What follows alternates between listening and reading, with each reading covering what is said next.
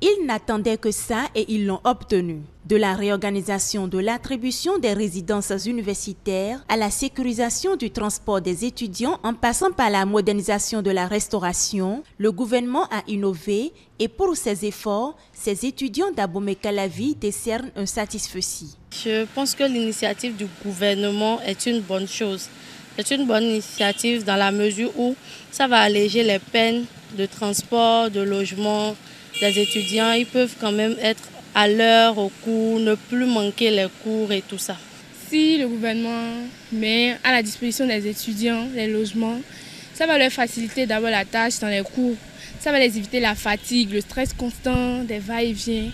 Et aussi, ça va permettre aux parents de réduire d'abord le budget parce que afin de tout le temps payer Calavi, Cotonou et Calavi, c'est déjà une assez grande dépense dans leur charge, c'est déjà une charge pour eux. Donc si le gouvernement fait vraiment ce qu'il dit, ça va d'abord réduire le budget là et ça va aussi les permettre d'être sereins. Prenons l'exemple d'un étudiant qui vit à Ekbe et qui doit se rendre ici chaque matin. Dans le domaine du transport maintenant, et sur le domaine du transport, ce qu'il veut mettre en place lui permettra maintenant de se rendre ici plus facilement et sûrement, parce que ça sera forcément ça sera des bons moyens de transport.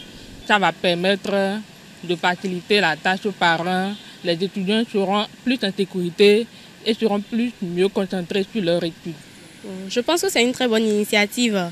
Déjà parce qu'il y a des étudiants qui ne vivent pas juste à côté. Ça va les aider à, bien sûr les cours, parce que faire la navette, quitter Calavi, par exemple pour quelqu'un qui vit à Cotonou, ce n'est pas envisageable, quoi.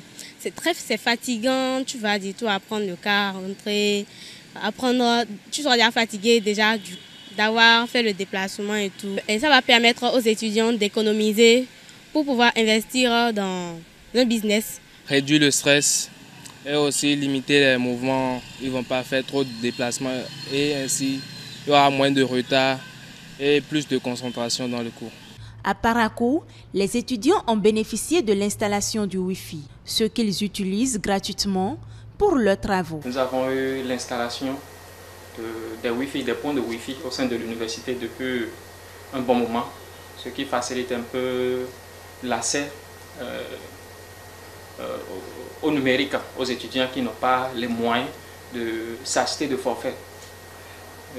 Également, nous pouvons dire qu'au niveau du centre des œuvres sociales, à travers le directeur du cours, a organisé au moins la majorité, plus de 70% des activités qui ont été programmées pendant l'année. Donc la majorité des activités ont été organisées, nous félicitons le cours pour ça.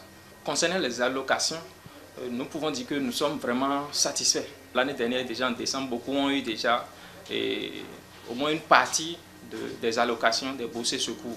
Et cela facilite la tâche aux étudiants afin de pouvoir continuer les études. Des allocations qui nous ont aidés, nous étudiants, et à subvenir à quelques besoins.